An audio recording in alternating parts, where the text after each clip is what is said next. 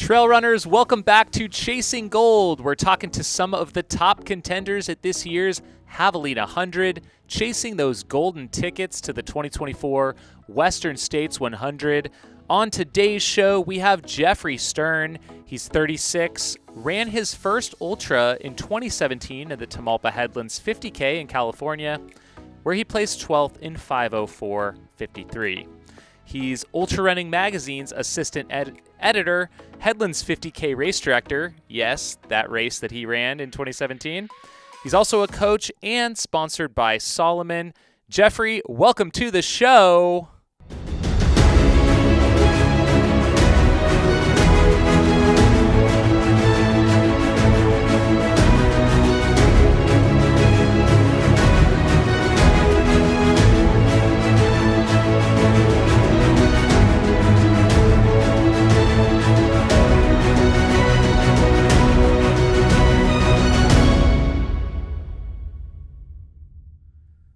Thanks, Jamil. Stoked to be here. Really appreciate the invite. Nice. You are running your first 100 miler next weekend at Havalina. How are you feeling right now? I feel really excited. I've never been so excited for a race, an event, I think maybe my entire life. It feels like a bit of a milestone. That's so cool. It's definitely kind of that big distance in the sport. Like you feel like you haven't maybe really made it yet until you've checked that off the bucket list. Yeah, you could say that for sure. So I was looking at some of your past race results. You've been at some golden ticket races before, Lake Sonoma 50 mile. You've been out at Black Canyon in 2019 and 2021. What is it about the golden ticket races that excites you in the sport right now and to participate in them? I think the first one I did in 2018 at Lake Sonoma, I didn't even realize that it was a golden ticket race. But, it's just a collection of all the best runners, or a lot of them coming in one place, one race, one course. And it's a perfect opportunity to test yourself, but also run your own race and have a great experience with a ton of other people. And, the Havalina field is so large and so deep. I don't think it gets any better than that. And I'm just excited after a couple of years of not running them to be back and apply some of what I've learned over the last couple of years of ultra running. I was scanning through some of your race results, and you have raced a lot and a wide variety of distances, which I absolutely love. Earlier this year, you were out at like Quebec Mega Trail, did the 25K out there. You were out at the new Kauai 50 mile. You placed third in 6:43. So kind of had things a bit all over the place. I'm really curious, how are you feeling going into Javelina training wise and other races that you've maybe used as training runs in this buildup? Yeah, this is my 6th year running ultras. Like you mentioned, I started in 2017, and this year I just really focused on, racing my race and running really smart. I'm not a front runner. I'm more of a methodical, smart runner. And I've done that in all the ultras I've run this year, and even some of the sub ultra ones. And it always seems to play out better for me. I'm not going to maybe get the course record or, blow a field away, but I love to kind of pick up the pieces of people that maybe go out too hard and fall apart at the end. And the last few months I've been working with a new coach. I got to shout out Pat Reagan. Specifically hired him because I knew I wanted to do Javelina, and he knows Javelina like no one else really, I feel like. So we've been working on fueling and hydration and cooling and all of those things that really come into play, I feel like, at Havalina specifically, and obviously all 100 milers. And it's been game changer for me the last few months. I got to test it early on in Kauai, as you mentioned, a very hot and humid race, and things were clicking there. And then the last couple months just been sprinkling in some more of that type efforts and practice, and feeling really excited to put it all to the test on Saturday. Could you give us some insights and maybe a little more detail on some of those specific strategies when it comes to cooling or fueling for a race course like Havalina?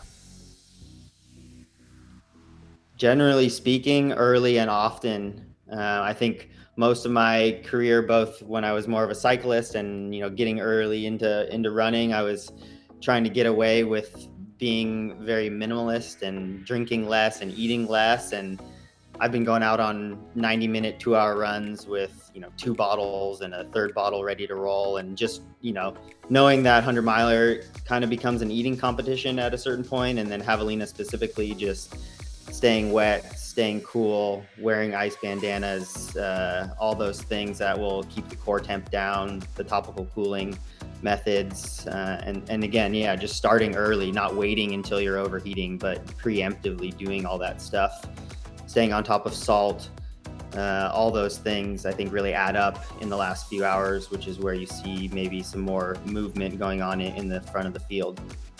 Will you be utilizing any pacers at the race this year? I will be, yeah. Never been able to run with a pacer because I've never done a 100-miler. I guess they allow it at some 100Ks, but I personally have never run with a pacer. So taking full advantage and using 2 different pacers.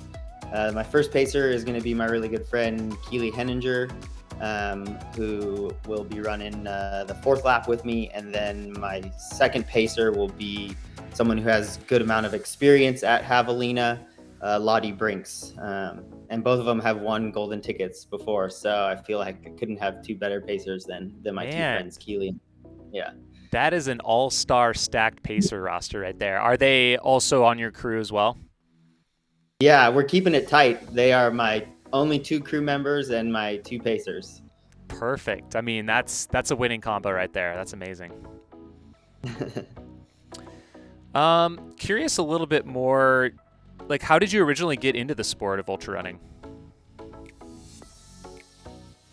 I was originally, running the Dipsy for a long time, dating back like 15 years, just the trail race in Mill Valley where I grew up and live currently. And, I'd always kind of known about ultra running, but didn't actually get into it until around 2017. I was living in Santa Barbara at the time and became friends with Chris Brown, who's run Western States a couple times and all sorts of other ultras. And he was like, man, you should try ultra running. You're an endurance cyclist. You already are good on the trails with technical abilities. Like, give it a whirl. And at the time he was training for the now defunct North Face 50. And he's like, I'm going to do headlands as a tune-up. And so he kind of coaxed me into signing up, and a couple other Santa Barbara people went, and I ended up just falling in love with the sport and feeling a little burnout with cycling, and kind of just shifted gears. And yeah, I can't believe it's been 6 years already, but it's been a super fun half decade or a little bit longer. Nice. How did you become the race director of Headlands? That all came together last year. The publisher of Ultra Running Magazine, Carl Hoagland, has always wanted to put a race on kind of in the name of the magazine, or, be behind kind of event production. And I kind of had the idea. I was like, man, what happened to the Headlands? It hasn't happened since 2019. And, living so close to where it runs and being on those trails all the time, I reached out to the former race directors, Diana Fitzpatrick and Tim Fitzpatrick, and asked them what was happening. And they said Tamalpa, the running club that had, put it on previously, wasn't coming together and finding the logistical leadership to move forward with reviving or even just holding the race. And we had some conversations, and they seemed like a good fit. And for me, it felt full circle, having it been my first ultra in 2017, and a really special opportunity to get a look under the hood and behind the scenes of, what people like yourself and Jubilee do, and race directors all over the country and the world. And I do everything else in the industry, and it felt like a natural test or fit to try and figure out how to race direct. And I got to say, it was, very stressful at times, but when it was all said and done, easily the most rewarding thing I've ever done in my life. Like, just so cool to see so many people give it their all and finish. We had someone finish right under the cutoff time. And it was just amazing to see the community come together. And I can't wait for next year. I'm already putting plans in place to make it even bigger and better. And yeah, it's a rad thing to do, and I have the utmost respect, even more than before, of people that put on races. It's incredible the amount of time and effort that goes into it, and having been a race director now, it's just, I think it makes me appreciate coming to a place like Havalina and like how much bigger and all the logistics that go into that. It's just like you feel so much more gratitude for everything you go to, and it was a life-changing experience. Nice. That's awesome. Well, we are going to move into our 10-question fartlek round. Jeffrey, are you ready? Let's do it. All right. What sneakers will you be wearing for the Havalina 100? Some version of a Solomon sneaker. Oh, okay. Interesting. We'll be keeping an eye out for that. Will you be listening to music or podcasts during the race? Not planning to. At what age did you stop trick-or-treating? I'm still trick-or-treating. Come on. That's the correct answer. What costume will you be wearing next weekend? I think I got to keep that a secret. It's a crew pacer combination costume. Okay. So Love it. yeah, keep your eyes peeled. If you had to fuel your race on candy, what would it be? Probably chocolate peanut butter cups. All right. Breakfast on race day. Are you team bagel or team oatmeal? Team oatmeal. If you could choose a walkout song, what would it be?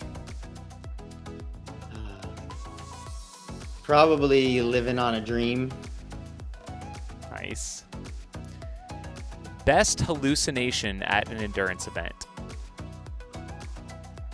I don't think I've ever hallucinated at an endurance event, so I'm looking forward to that opportunity next Saturday. All right. If you could recommend any running related item to a new runner, what would it be? I gotta give a shout out to the Naked Belt. That thing is it's lasted more runs and more years than I could have ever imagined. It's a great piece of gear. Will you have that out at the race? Yes, for sure. Nice. Last question. What place are you finishing at the 2023 Havalina 100? Ooh, spicy one. I'm going to go with my lucky number. Let's go 7th place. All right. Well, Jeffrey, thank you so much for taking the time to chat with us. Best of luck. We'll see you in the desert next weekend. Sounds good.